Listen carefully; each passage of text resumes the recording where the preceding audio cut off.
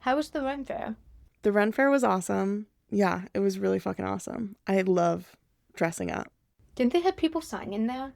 Yes, so they had, I wish I had talked to them more, but it was the children's area, and they sort of siphon it off to the side, so it's like real chill over there. It was like sensory heaven, very calm and quiet, but also lots and lots of children, and so I didn't want to like barge my way to the front of the group to talk to the fairies. I can sign. But there were some children doing that, which I thought was really sweet. I was about 4 meads deep at this point. Delicious. But during the show, we went to the children's knighting ceremony so that Paolo could be knighted. Of course. Yeah. And at the show, they brought out a fairy to do like a signing portion of the story they were telling. What were they saying? He was like signing the story of like, it was like a loosely based Midsummer Night's Dream situation. And there was just a portion of it that he came up and signed, and someone was reading the story along with him signing, but he didn't do the whole story. Yeah, I was really intrigued by that. I wonder if I can learn more. There's a lot of New York Renaissance Fair lore, so I feel like it might be accessible to me. I'm seeing a show at Playwrights Horizon next month. I'm seeing that Jen Tolek show. She was in Severance. She plays the sister. And she's doing a one-woman show. I love her. Oh, Nothing Can Take You from the Hand of God. They have one ASL interpret performance at Playwrights Horizon for Nothing Can Take You from the Hands of God. Upcoming things. Very exciting. Oh, another thing I wanted to say was, so you know I booked my trip for Ireland. Yes. Yeah, so I'm going over the holidays with my wife, and we're going to be staying with loved ones.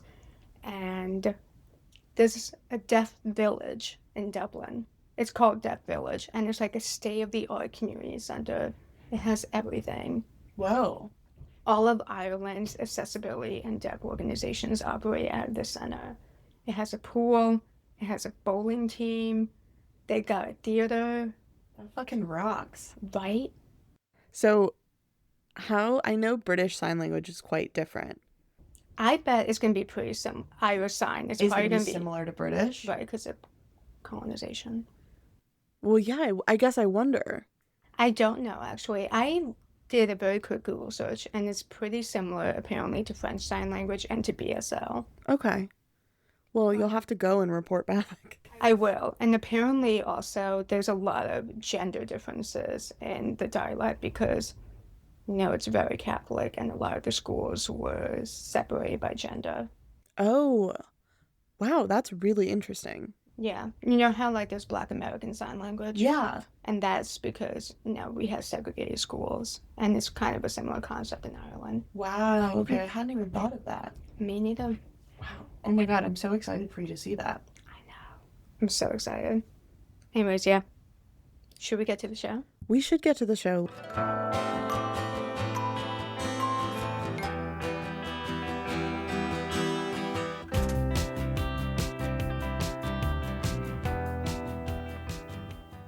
Welcome back to Dished at Birth.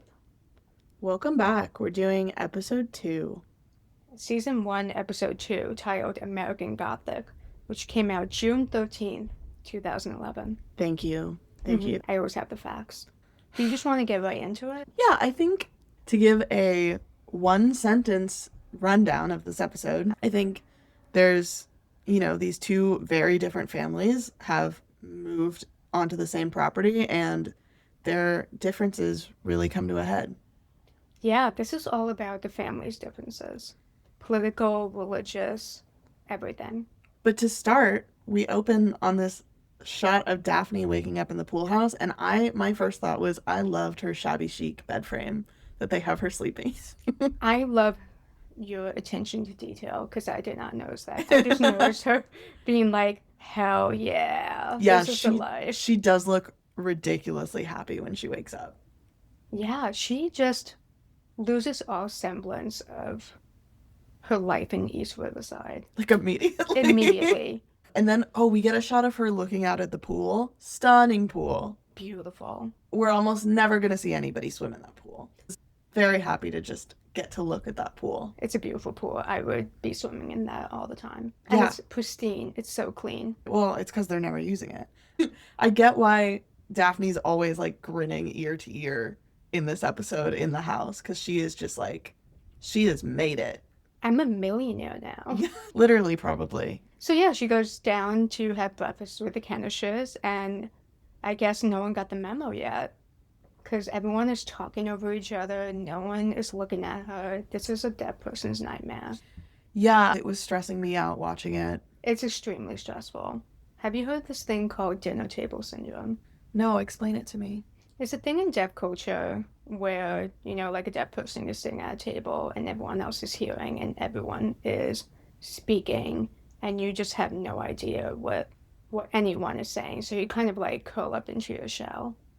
I had not heard of that, but Yeah. that sounds really awful. DTS, dinner table syndrome. So this is a classic example of dinner table syndrome right there. I think she, yeah, conveys that really well. I was stressed out for her. I was also really stressed because she is not saying, hey guys, please look at me when you speak. She's also pretending that she can hear all of this. And I get it, she's 15. These are her like brand new parents. She wants to please them and be the perfect daughter. But like there was a part of me that was like, please speak up. She just wants to make them happy. I know. She like is such a pleaser, and it makes me so sad. And also like, I don't know, like Toby makes that comment. Obviously she can't hear him, but him saying it's like hanging out with grandpa. I wanted to punch him in the face. Fuck you, Toby. That's your sister. Yeah, so that was rough. Didn't Regina in the last episode give Catherine a rundown of like, talk slow, Look at her. look at her, like, you don't have to yell, but like, she does need to be able to see you.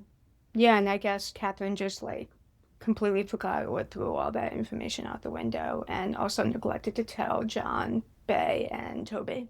I did love Bay being pouty that Daphne is eating sugar cereal. Like when she comes to invite them for breakfast, and she's Right. like, yeah, my mom made like popovers, and I had never heard of it, and Daphne and Regina had a sign for it. They did the sign for cake. Thank you. I was like, I don't think there's a sign for popover. You would just fingerspell that. What people eat popovers? I mean, Daphne says I love popovers, so clearly, But part of me was like, maybe she's making this up just so she'd be like, absolutely, I do want to have breakfast with you all. yeah, me lying. I love popovers. Oh my Yeah, God. because that's the nice thing you do as a guest. My guess is that it's like a scone. Because they did the sign for cake. We see them in the scene. They Mm. kind of look like muffins, but like a scone texture. Okay. I just loved Bay being like, Mom made so much food. You get to eat sugar cereal. It's so relatable. I was always really jealous of what my friends could eat at their houses. Oh no, my parents let me have my sugar cereal. I didn't really eat a lot of it though. I was really into this very niche cereal, which is now discontinued, but it was Kellogg's Product 19, and it was my favorite cereal and my family's favorite cereal in the whole world. And Kellogg, if you're reading this, I beg of you to bring it back. I beg of you. It was like this cornflake, but it had like a little tang to it. Okay. And I think it was called Product 19, which is not a very fun name, but it had like 19 nutrients, like zinc and potassium and whatever. Got it. Okay. I did think you were just like, that was the like box number. No, the And it name had of the an- cereal is Product 19, and it was a red box and it had giant white 19 on the box. Well, that's why it failed. That's bad marketing. And it was like it was advertised as like a healthy cereal and it had like people running. Kellogg's, bring back Product 19. They discontinued it when I was in high school, and my mom bought like 20 boxes before we ran out. And then I also wrote a letter to Kellogg. Never heard back. Oh, so this is not your first attempt at reaching out to Kellogg Yes. to complain. I reached out when I was like 16. I was like, please. Oh. It's my favorite. It had the perfect amount of tang. Kara, 16 is so old to write a letter to Kellogg. I thought you were like 8. No. It's so good.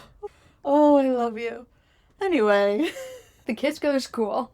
Emmett arrives to pick up Daphne. I do feel that it is out of character how supportive Regina is of it.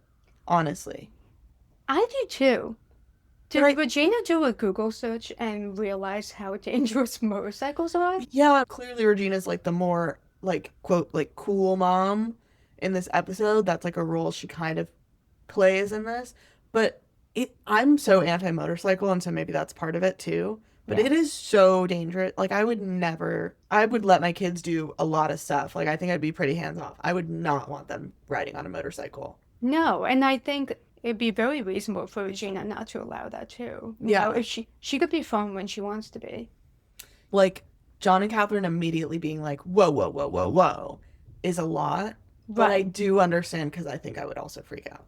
That being said, when Bay is like, I drink half a beer and I get grounded for a week, and Daphne gets to ride off into the sunset on the motorcycle, I was so pissed off because, like, Bay, you got arrested. Daphne's doing something that I feel is dangerous, But but it is also, legal.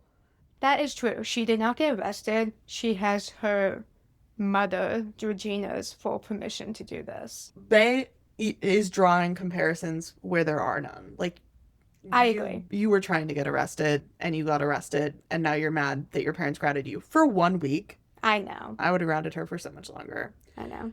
Oh, I also wanted to point out, well, when Emma picks up Daphne, she introduces Emma to Bay, and I think this is like when the two of them actually meet. And also, we see Bay has a name sign now. Yes, I caught that. John and Catherine both also already have name signs. I would love to see a conversation with Daphne and someone about the name signs, because usually for name signs, you kind of have to convene with more than one deaf person. And also, the name sign is usually tied to a physical attribute or personality trait. So for the Bay one, it's just the letter B And then her next to the hair. hair, which that's clearly the physical trait. She has beautiful brown hair. But like Toby, it's just the T on the forehead, and the forehead sign is just boy. Yeah. So, boy, he's a boy. His hair kind of sticks up. So I was like, is it like the little way his hair quiffs? Oh, I didn't catch that. Maybe. But then, like, John's is like JK on his Oh, yeah, it's JK on the chest. on the chest, which made me think of like a badge. Like it's like the sign for cop almost. Well, my sign is Kara on the chest, and that's because I have a big heart. So usually anything over Aww. the chest has something to do with like the heart. Got it. Sometimes. That's also, really just- sweet, Kara. Just you saying I have a big heart is really sweet. It sounds crazy to say that about yourself. But it's true, and I love it. Oh, thank you. Sweet gave that to me. I love that. Thank you, Yeah. Sweet. And also the other people who convened and agreed on the name sign. Thank you. Shout out to them. What's Catherine's though? I actually haven't. I think it's just a shaking K. See why? Because I wanna no know. begins with K, that's it. That's it. Yeah, they're so straightforward, I And guess. Regina is R on the chin. And if you do like an open hand 5 on the chin, that just means mom. Yeah. So I think it's just Regina mom. I think I easy as guess. that. Damn. Okay. To the ASL coach who switched to birth, I would love for you guys to explain why you gave the characters the name signs they have. We should reach out. Yeah. You will be hearing from us. So, I was curious. I used to work as a background actor in college, but I'm curious if they used all deaf background actors That for the is a scenes great at Carlton. question. I do not know. It's entirely possible. I should actually take a closer look at the background actors. They're only on for a second, but Yeah. you know, if they're like really bad signers, they could be doing like baseball, watermelon, pineapple over and over. Yeah. When you're a background actor, you're on set all day, Mhm. and usually you're doing just one scene for that whole day. You have to like fake conversations all day. Right. So I guess I'm just curious, like, yeah, I'd love to see what was going on with the background actors on set. I hope they were deaf people. Like, I hope they were hiring deaf people for that job. I bet they did. There's so many deaf people in LA. Especially, like, the sign language coordinator, I'm sure, could be like, yeah, I have background actors, like, on hand. Deaf West is out there. Yeah. There's so many deaf actors in LA. Yeah, and also like high schoolers from California School for the Deaf in Riverside. Yes. Oh my God. Shout Yeah. out to Glee. Shout out to Glee. I'm rewatching Glee right now, guys, and I just watched the episode where they're competing against the School for the Deaf. So they bring the kids in to perform Imagine, and I was immediately panicked because I wanted to make sure that they were actually using deaf actors, and they were. They had brought in the choir from California School for the Deaf, Riverside. Too bad they make many jokes about deaf people in that show. They do. I do remember them putting out something being like, this is Glee, and we make fun of literally every single person on the show. That is fair. And it would be like unfair to not make some cracks at whoever. But yeah, it's a little bit rough. Yeah. But that Imagine scene is beautiful. So that's cool. Oh God, people love that Imagine scene. Okay, to be fair, I did like it when I saw it. Anyway, Back to Switched at Birth. yeah, back to Switched at Birth. We're at Carlton School for the Deaf. And Liam shows up. I don't know why he's not in class and how we can just get on this campus. No security. My school was outside mostly. That's so California of you. I know. I'm sorry. And I am trying to think, like, people probably could have wandered onto campus. We did have security guards, but definitely not as many security guards as Okay. there were, like, sections for people to wander in. It was a different time. Liam goes to see Daphne because he just broke up with Bay. And then Fresh out the slammer, he said, let me hit my girl up. he said, no more Bay drama anyways. I got another girl on my mind. Immediately goes to Carlton. Because Bae did not tell him about the whole being switched at birth thing. No, she did not So- say the family law. Yeah, when they break up, she's like, I just have a lot going on right now. And he's like, literally, what do you have going on? Right. Nothing. And she doesn't say anything, which is kind of surprising to me. I feel like That I would is. throw that back in my boyfriend's face if I was 16 and he was like, you have nothing going on. I'd be like, well, actually. Yeah. But Emmett knows that something's wrong immediately. He says, fuck this hearing guy. He's playing bodyguard. Liam says, do you speak English? And Emmett's like, do you think I'm an idiot? God, I love him. And Liam just goes, and he's like, oh, right, deaf. I'm at a deaf school. And then he signs the name sign for Daphne, which is happy on the chest. And then Emmett's like, oh, Poor Emmett. This must happen to him so often. Like, it feels like Daphne is not surprised when Liam follows her to her school. no, she is a stunning girl. She's gorgeous. I get it. He does just show up out of nowhere. He fully shows up out of nowhere. He also approaches it as like, I'm not a stalker. I just like thought that I'd be seeing you around school. And when I didn't, like, How did he know where she went? I guess because There's- she's deaf. There's only one there's- deaf school. he literally says it. He goes, no offense, but like, there's only one deaf school in the area. But yeah, Yeah. poor Emmett is brooding, so mad, staring at the fountain angrily, staring at them angrily. Also, Emmett's like, she says, like, not all hearing guys are assholes. And he's like, okay, rich ones that are on the football team at Buckner that show up in their Letterman jacket, probably an asshole. And you know what? He's gonna be right. Anyways, yeah, we are back at home now at the Kenish Mansion. Yeah, and Bae is complaining about her grounding again. And she goes to Regina, I guess, with some moral support. No, I think she's trying to, like, get Regina to unground her, but Regina really lays down the law. Now she's like, so let me get this clear. You are stuck at home in your mansion with a swimming pool, tennis courts, your art studio, your computer, and nothing to do?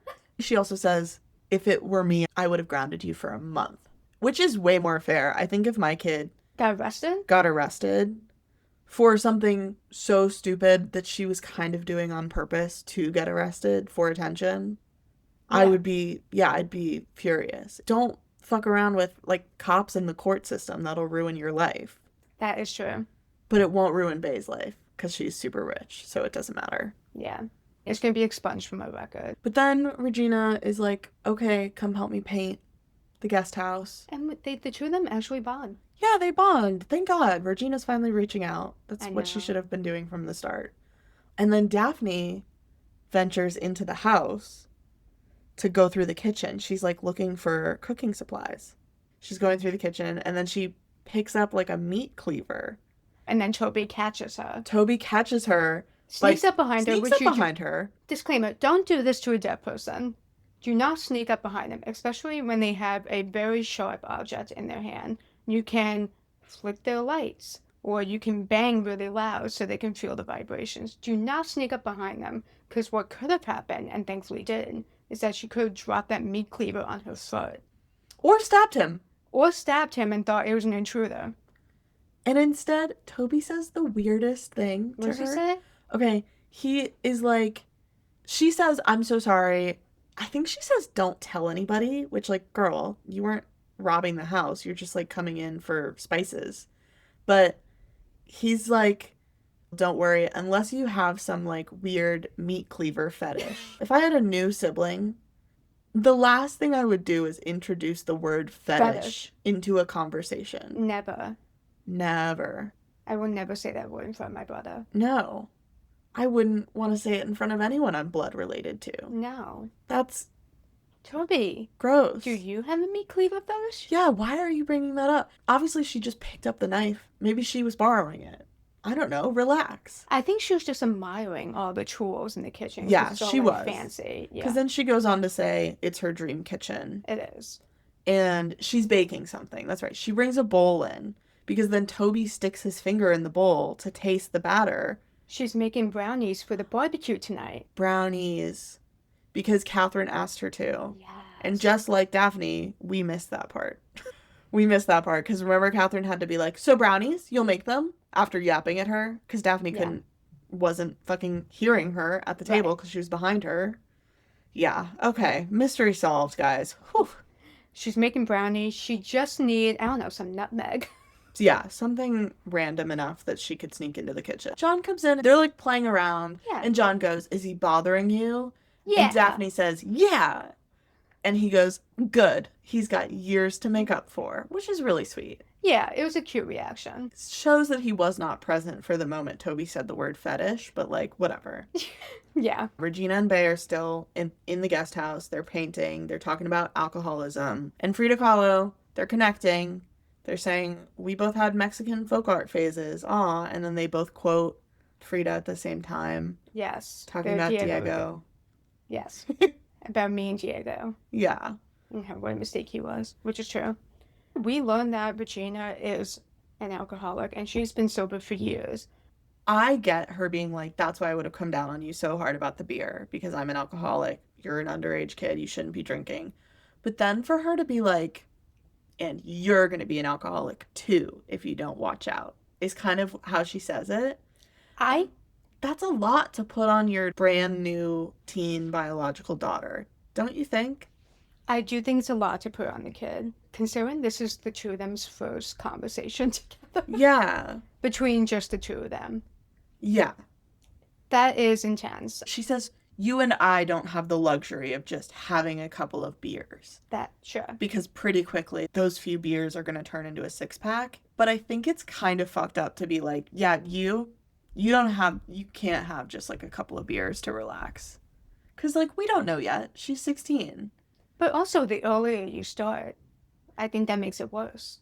That's a good point. I just am like, it's so clear to me that Bay was not trying to get drunk. She was trying to get arrested. But Regina doesn't know that, I think. It just felt a little heavy to me. Like, Daphne gets a pool and her dream kitchen, and Bay gets a lecture about alcoholism and the understanding that she can't be a casual drinker, according to her biological mother.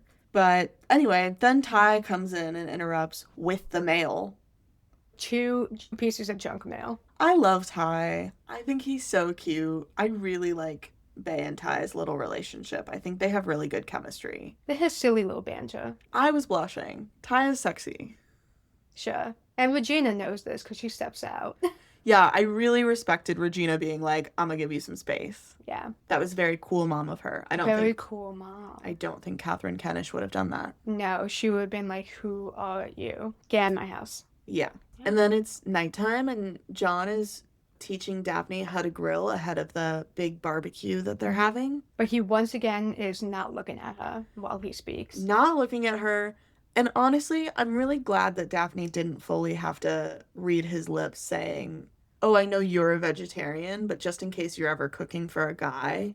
I didn't even pay attention to what he was saying. That pissed me off so much just because as someone who was a vegetarian and now still does not eat red meat, I would not cook any meat that I don't eat for anyone else, personally.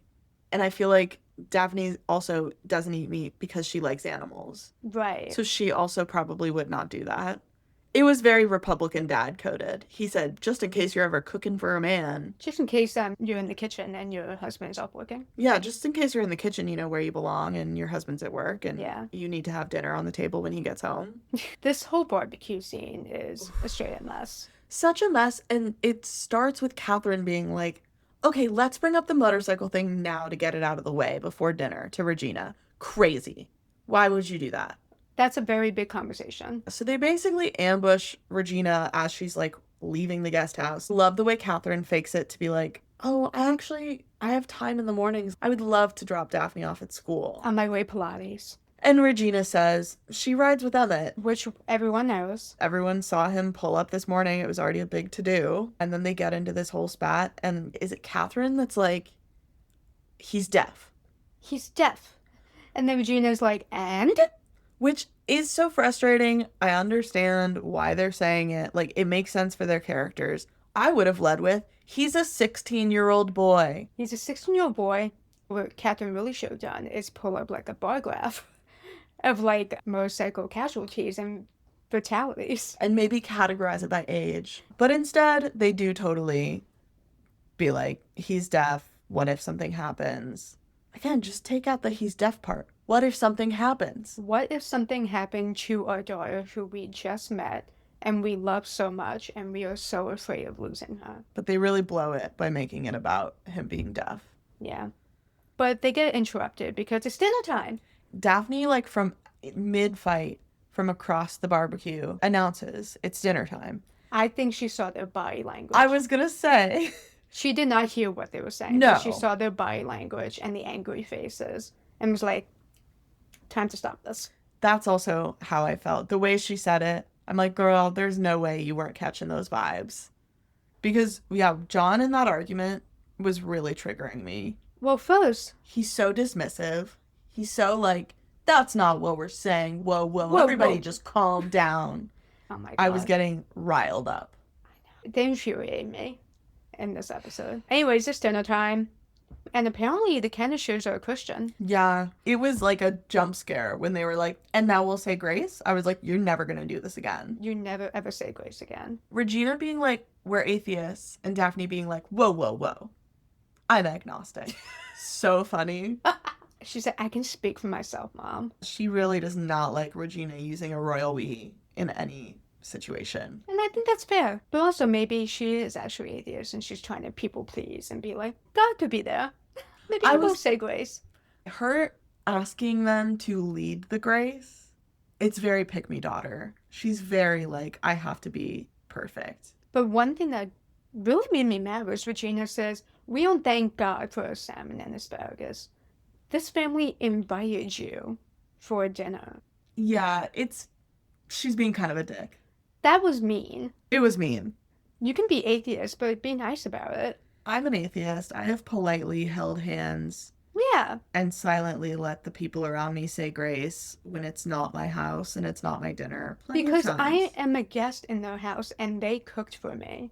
And if that's what they want to do is say grace for 5 seconds, by all means. It's a very nice thing to do. Daphne's little grace is very cute. It's very giving, like me at Thanksgiving. Like, I'm thankful for my family. My family, my friends, and my food or something. Yeah, it's basically, but it's Yeah. sweet. Okay, yeah, grace is done. And then all hell breaks loose. Because Catherine, fully ignoring Regina's request and wishes, is like, what if I drove you to school every morning? Yeah, it's really awkward. It's also shitty. Like, it's so guilt trippy. It is. And Regina says, no. None of that fake cool mom shit. I am Right. the cool mom in this house. You're doing this because you hate deaf people, basically. And then, yeah, Regina has a meltdown that just, like, it explodes. And Adriana, grandma, is at the table. Poor Adriana. She's invisible again. But Adriana and Daphne are begging her to stop. I like that they don't caption Daphne's signs to Regina, and Daphne keeps going, please stop this. They don't caption it, which I thought was an interesting choice. Yeah, I did notice that because Daphne is signing to Regina, but there's no captions. It's basically like, please stop. And then I guess it's to frame the perspective from like Bay and the other Kennishers because they're like, what's going on? What are they saying? Are they... Yeah. Regina starts signing back at Daphne, Right. And Catherine goes, What is she saying? To Daphne, which feels fucked up. To have it out in front of the kids is putting the kids in such an awkward position. Yeah, I'm mad at all the parents. Everyone sucks in this situation. I don't remember how this came up, but she was like, I'm letting her ride a motorcycle to school. I'm not handing her a gun. And John says, well, that would be a lot safer. What? I don't know about the statistics. I think both are very not safe. I think both are very not safe, maybe for different reasons. But to be like, a gun would be safer than her riding on his motorcycle to school. And he doesn't care about the motorcycle. He cares that Emma is deaf, I think. Do you? I think they really just like don't know where to direct their anxiety. Yeah, I think this is their way of coping with trying to catch up for 15 years of missing raising Daphne. And then Regina says, don't tell me there's guns in this house. Yeah, they're Republican. They have guns in the house. And he invokes the Second Amendment. And he says, yep, that is my right under the Second Amendment. Regina basically flees the scene at that point. Very Bay-coded of her. Yeah. And Daphne comes upstairs and they have it out. In SimCom. In SimCom. They're both really angry. Pick one language. It's so hard to do two. It's so much work to do SimCom. Plus you're prioritizing English when you do SimCom. It drives me crazy. But Daphne is like, Mom, what is your problem? This is a hard situation for everyone. Why can't you make the best of it? Yeah, I feel like it's fucked up for Regina to be like, they told me they don't think deaf people should drive. That is not her thing to tell. It also isn't what they said. That is not what they said at all. That's not what they fucking said. And Daphne doesn't believe her. And she's right not to believe her. She's clearly just trying to hurt Daphne. It's so mean. Even if John and Catherine did say, like, oh, deaf people can't drive, I think it's Regina's job as the mom to then educate them and go, in fact, many deaf people can drive. Not, like, throw this insult onto her daughter. Man, if the Kenishes are that worried about deaf people driving, they would hate the future. Because my Uber drivers are fully watching YouTube videos, headphones on, in the car. Scrolling. Ears not on the road, nor eyes on the road. I know. So, like, I don't know, man. Daphne flees, and then Bay is having a similar fight with her mother. Bay flees, too. Everyone's fleeing. Everyone has fled the scene of the big barbecue fight. Yeah. Where does Daphne go? She goes on a date. I guess she had a date after this dinner. It's also a Thursday. So, like, date on a school night. Ooh la la. Regina's a cool mom. Regina is a cool mom. So she said, yeah, my whole reunion with my bio family is only really going to last until, like, 9. No, I bet dinner started earlier. Let's say 6. 6 to 8. But also, I think dinner ended early. If dinner started at 6, dinner was over at 6:05. 6:05. Nobody is eating that food. Daphne's on a date with Liam. Yeah. They are at the record store. This is a cute little scene because they're talking about music taste. And Liam mentions neon trees. Very of the time, very 2011 to mention neon trees. And she goes, you want my neon trees? Asks her if she ever eavesdrops on people. Oh, and what'd she say? She's like, you're really not getting it, are you? And then takes him upstairs and puts the headphones on him and does a little lip reading game. Which I got all correct. But here's the thing is, he asks, like, do you ever, like, spy on people with this skill? Which I feel like is a fair question. And she says, you're not really getting it.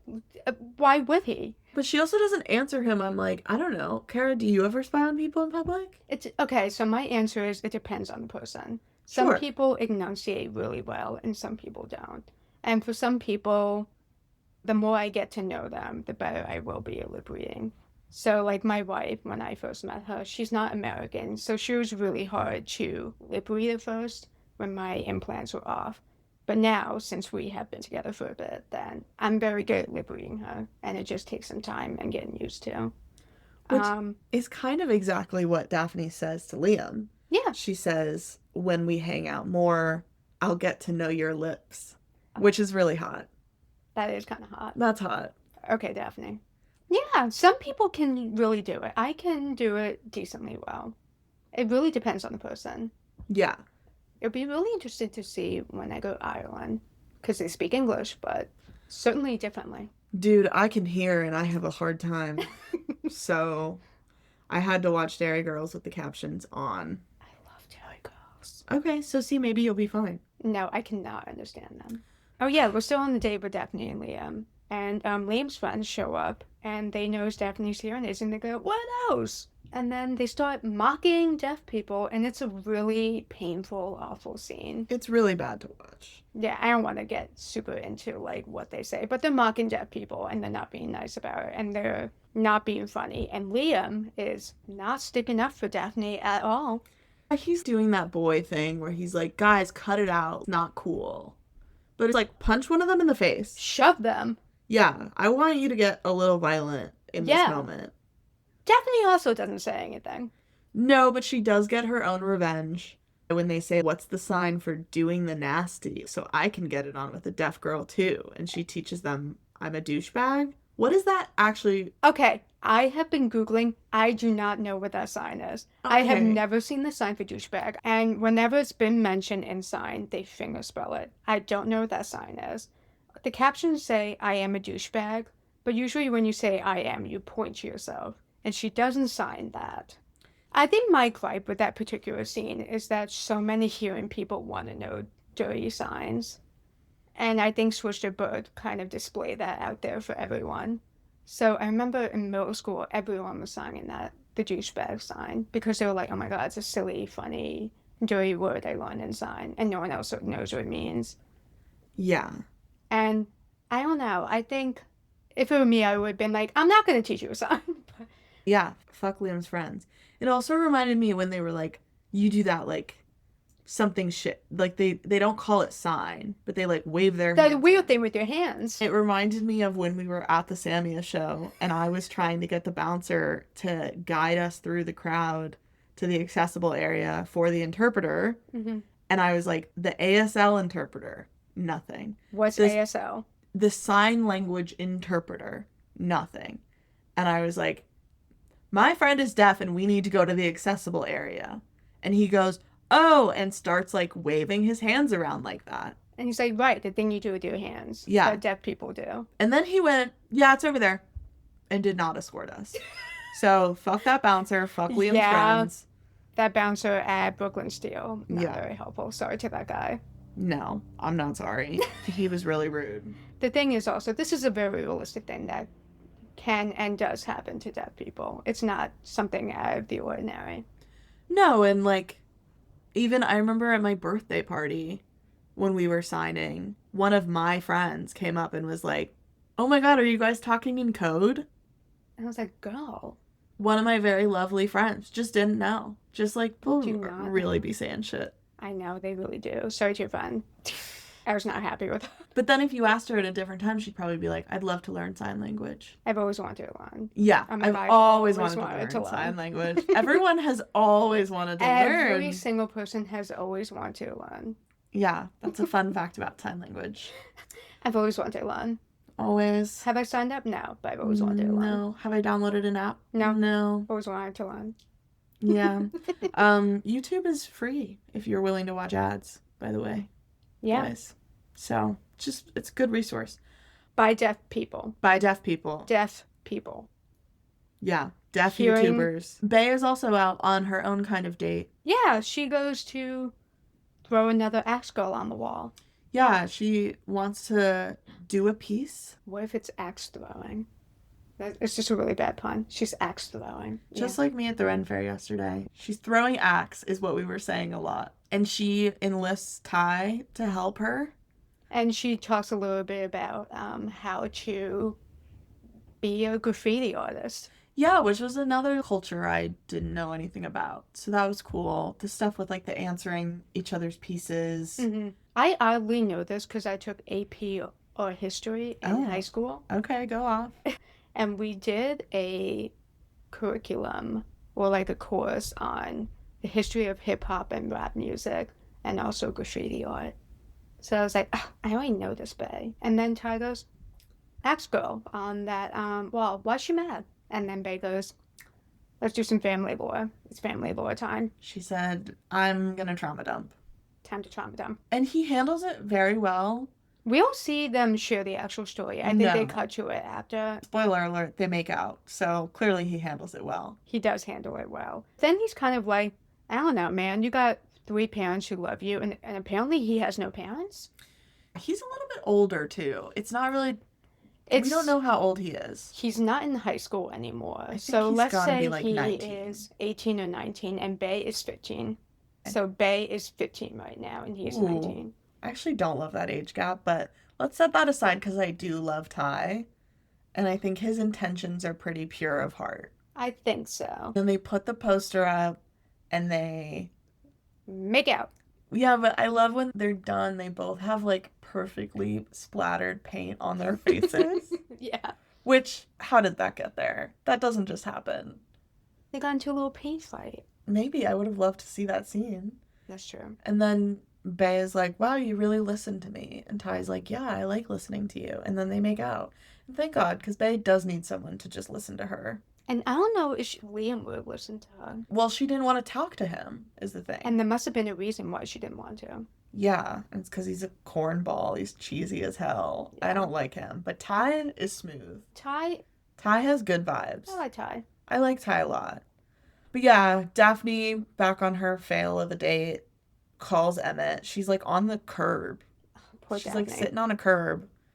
Emmett pulls up on his motorcycle. And then he goes, I told you so. She says, you can say I told you so first, in his defense. Right. And then Bay and Daphne both get home around the same time and they link up in the driveway / basketball court area, which Right. I just want to say on the HBO Girls Rewatch pod, they talk about how many scripts must be set like interior bathtub because there's so many bathtub scenes in Girls. And I feel that the equivalent for this show is exterior driveway. Exterior driveway. They love an emotional driveway scene. They do. Exterior driveway. Bay sneaks home also, because remember, Yeah, she's still she's grounded. grounded. She sees Daphne, whatever, and then she attempts to sneak into the living room, but John catches her yeah. climbing through the window. I kind of love that she's just like, well, the front door beeps. And I thought you'd be asleep. Yeah. She said, you got me. I don't, what am I going to what do, do you want lie? me- She does lie though. Well, I wasn't sure. She says to John, I wasn't doing anything dangerous or illegal.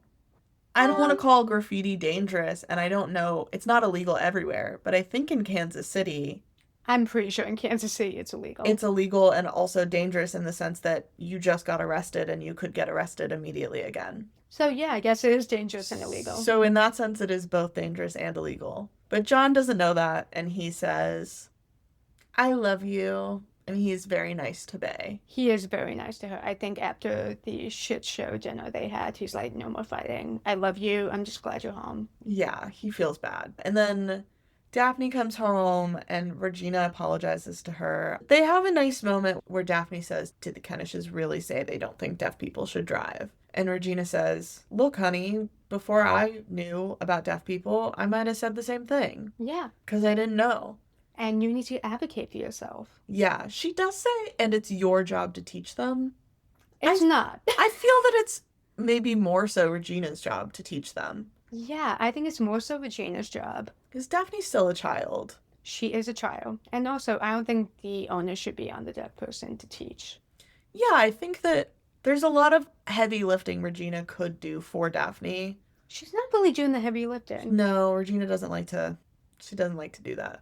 John and Catherine end up talking. Catherine wonders if she was in the wrong about trying to have a say about Daphne. Yeah, they have a moment where they come to their senses a little, and Catherine's like, what are our rights, really? Like, yeah, we're her blood. She also says Regina did a good job. Yes, we love her so much because she's a great person, because Regina raised her to be such a great person. So it is a little silly of them to be, like, worried suddenly. But is Regina such a great person? Because then the next day, the Kennishes are like, and hey, Regina, what about this lawsuit? Do you want to join? Because the Kennishes are building a lawsuit to sue the hospital for Yes. switching the babies. And Regina's like, I'm good. I've given it some thought, and I don't want that. Would you sue the hospital if this happened to you? Yes, I would.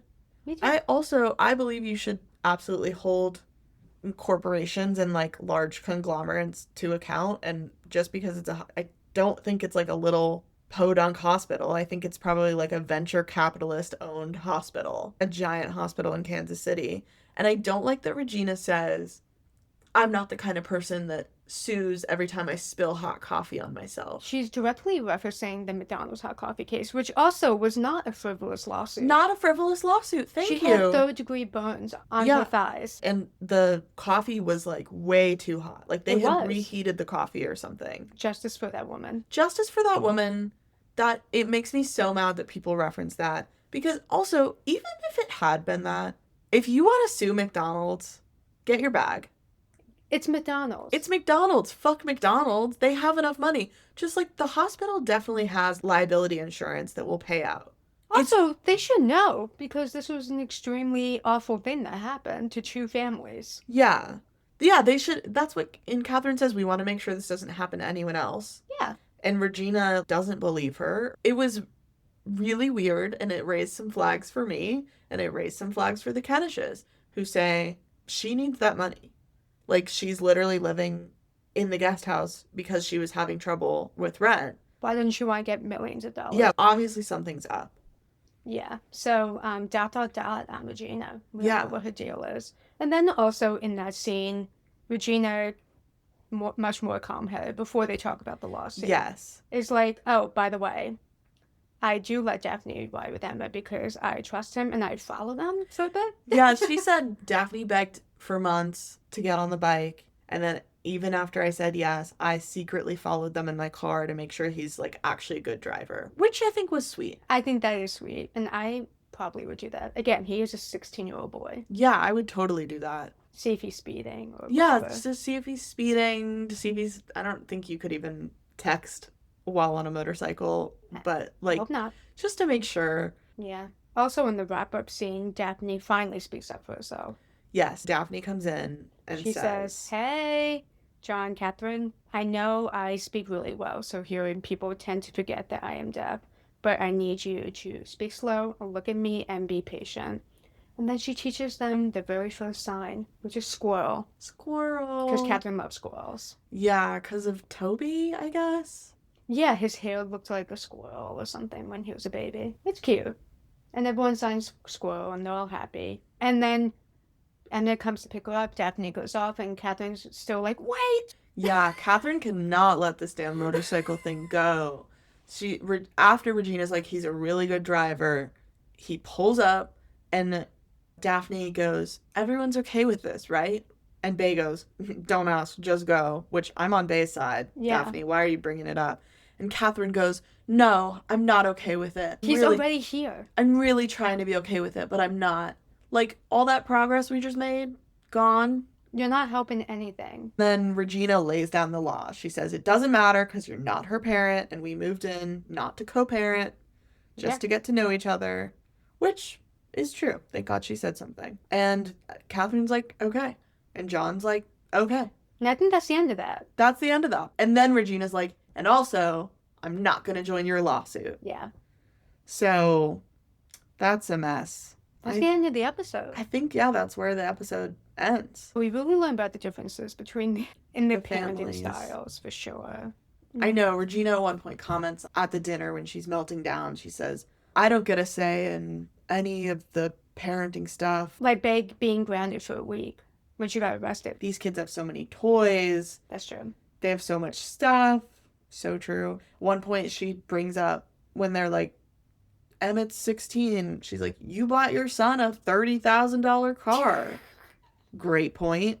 I always agree with what she's saying, but I never agree with how she's saying it or the way she goes about. She's like throwing it in their faces. It's not helpful to anyone. No. And she's just not doing herself any favors. Earlier in the episode, Catherine comes in to probably, I don't know, complain about the motorcycle more and walks in, and Regina is fully scraping the wallpaper off of the walls. And then later on, when she asks Bay to paint, they are painting the walls black. It's purple. Is it purple? It looks eggplant purple. Okay. You're right, because then Ty makes that joke and calls her an eggplant. Yeah. Sums up with your TV. I guess I'm more Catherine Kenish style of decor. So I don't want to, I'm biased, but like the guest house is cute. Sure, there are a lot of squirrels that maybe you want to get rid of. Also, couldn't you have asked? Yeah, I think Catherine offhandedly says something when they're moving in, like, make yourself at home, do whatever you want. But it feels insane to me on day one of living in a beautiful guest house, rent free, to be like, I'm gonna scrape the nice wallpaper Right. off the walls and then paint the exposed walls underneath like a really dark, heavy, bold color. I don't know. Like, It I feels was intentional. kind of like poking the bear. Yeah. Also, did they ever talk about how long Regina was going to be there? No. There's like no, yeah, no, they just say make yourself at home. I have lived in this apartment 3 years and I have not painted the walls because I would want to ask my landlord so that I don't get sued, but also because it's a lot of work. I know she's an artist, so she wants to make her space her own, but it feels really insane to day one be there with a wallpaper scraper. I know. You could have done that without scraping the wallpaper off, which I thought Yeah. was kind of cute and kind of country chic. Yeah, Cottage core. the whole guest house is like shabby chic cottage. Yeah. And Regina's like, let me get some eggplant on these walls. Fuck these squirrels. Yeah, fuck the squirrels. She hates the squirrels. Yeah. I'm not on anyone's. None of the parents are behaving well this episode. I know. And I think Catherine probably will get worse. And Regina maybe gets a little bit better. But right now, I don't know. And everyone's being so awful about deaf people, but that also will get better. Yeah, I can't wait for Toby to stop being shitty. I feel Yeah. like he's been really shitty in the first 2 episodes. He's just a really annoying brother right now. He doesn't have a lot to work with except for being fucking mean to Daphne, calling her grandpa, Yeah, and Fuck you, talking about Toby. the meat cleaver fetish. bringing up fetishes, whatever. This episode was called American Gothic. Why do you think it was called that? Is that the one with the people holding the pitchfork? It is. I mean, I think it's like supposed to be sort of a portrait of a family in that time. And there's a lot of commentary on how they look miserable. So I think they're probably poking at that. This is a portrait of a family that is also clearly going through things. That is exactly what I was thinking. I don't know what the writers were thinking super intently about why they named these paintings. We'll Titles see. these paintings, but yeah. it goes for like the entire show. I mean, it's intentional. I can't wait to see how closely they're able to tie it. Do we think they were starting to run out of paintings as we get into further seasons? I think they will. Because it's a lot of episodes per season. There is. I think that's it. Thanks for listening, and we'll be back whenever. Next week. Sure, let's say next week maybe.